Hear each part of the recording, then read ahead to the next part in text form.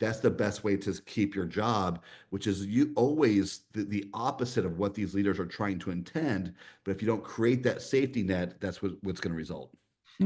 While we're talking about psychological safety, I've told this story before, but I'll tell it again because it's gold as far as I'm concerned.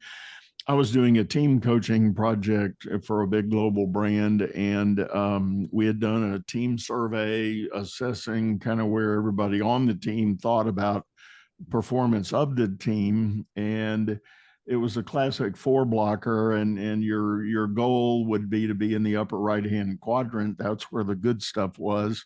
And we got the results back of the survey that everybody had participated in, and everybody was kind of clustered up here, but there was one little guy way out over to the left.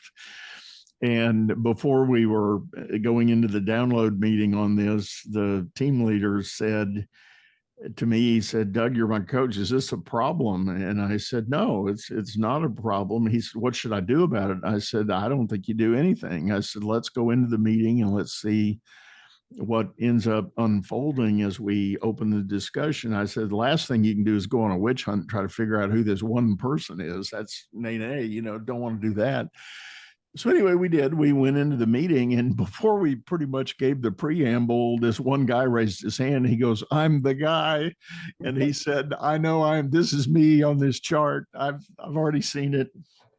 But then it got real serious, and he said, "Genuinely, I think I'm an outlier in this group." I said, "Look at the data here. We got this cluster, and then there's me. I'm an outlier."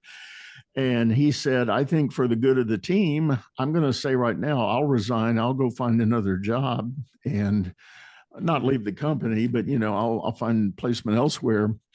And the team quickly rallied around him and said, "Absolutely not. We need you. You are our yin to our yang, and we cannot have you leave us, and we're sorry if you feel somehow dejected or rejected because your ideas never prevail, but please don't take that as something that we need to do." So anyway, we got into a discussion of, well, let's create the culture where we can have this dichotomy of ideas and really honor each other in the process so that we can have the good, curious dialogue about the questions in front of us. Yeah, absolutely.